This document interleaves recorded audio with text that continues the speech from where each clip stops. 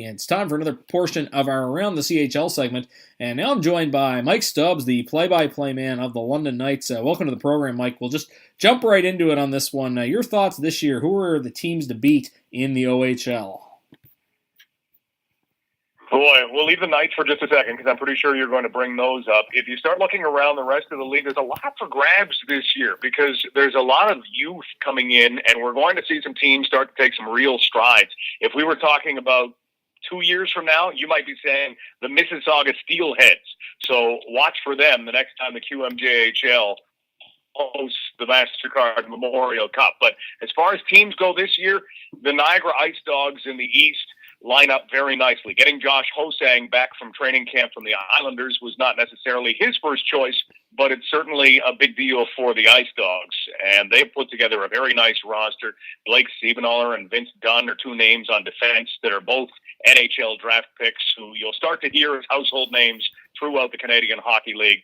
And then, well, in the West, I have to point to the London Knights. You look at what they did over the offseason, they have really made themselves a deep team. When they won back in 2005, when they won the MasterCard Memorial Cup, they had a team that came at you in waves.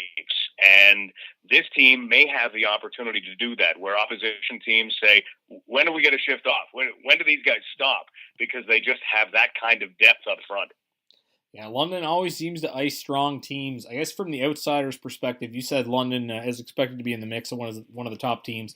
A lot of people will hear a name everybody would know would be Mitch Marner, of course, draft pick into the NHL. What is the expectation? Is he expected to be back in London? What do you think his situation is? Well, he played pretty well to start things off in a rookie tournament that the Toronto Maple Leafs had and has seen some time in the preseason. But I think we can expect Mitch Marner to come back. Last year in the OHL, believe it or not, there were a couple of 17-year-olds battling it out for the scoring title. Mitch Marner was one, and Dylan Strome was the other. And both are now very high NHL picks. Marner is a guy who is still going to put on size. He's always had size issues throughout his life. You can look back to when he was 12 years old and watch videos that his dad has, and he wasn't the biggest guy on the ice. But he has started to put on a little bit of size. Still, it's one of those opportunities for him to come back, be a part of a very good team, be a leader on that team, and grow even more as a player. And boy, if he put up the totals that he had last year, I don't know what the next step is for him, but there could be some great big numbers after his name in the points columns. Lastly, when it comes to the current roster, I want to ask about Matthew Tkachuk because everybody obviously will be familiar with his dad, Keith, and I believe he played here at the U17s in Sydney. What are your thoughts on him? Great hands. He protects the ball, or he protects the puck like a basketball player almost, where he gets that big body between you and the puck, and you're not going to get it away. And he has the skill that he doesn't really lose it. So he's great along the wall, excellent in front of the net, and somebody who, again, has a name that people recognize on the back of his sweater. But you know what? He'll make a name for Matthew Tkachuk in a hurry. That'll be a fun one to watch. Last thing I want to ask you, I'll give you a little bit of the floor here for this one. You have an interesting history as a London Knights play-by-play guy.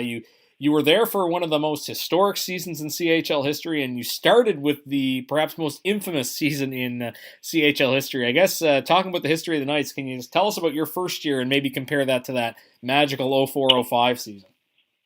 Well, if there are two seasons that are at complete opposite ends of the spectrum, those are the seasons. In 2005, the Knights iced one of the top teams ever in major junior history. And in 95-96, they iced the worst. They won 3 games. Their first win was in their final game before Christmas. There was a time when a team came to town and the Knights built a 3-0 first period lead. They actually did pretty good. And a toilet backed up in a mall. And believe it or not, that mall was attached to the plumbing in the arena. And the pipe, for whatever reason, wound its way over top of the blue line. Water poured out and created such a hole in the blue line that they couldn't play the game. And then there was another game against the Sudbury Wolves where the Knights had a 5-2 lead in the third period. About 5.5 minutes left. The Wolves scored, then they scored again, then they scored again. And then for the fourth time in 1 minute, they scored a fourth goal. So if it could go wrong, it did. But the sale of the Knights to Markendale Hunter, wow, it changed things. It turned the team from a club that at that point had been good. They've been within a win of the Memorial Cup, I guess, just a couple of seasons before. But Markendale Hunter taking over, they built this into one of the model franchises. And they had some pretty humble beginnings in an old building. Now they play in a beautiful downtown building. And again, they've got a team that has high expectations heading through this season. I guess you wouldn't be surprised, but tell us about the success Corey Perry's had in the NHL, just watching him in junior in that 05 team quickly.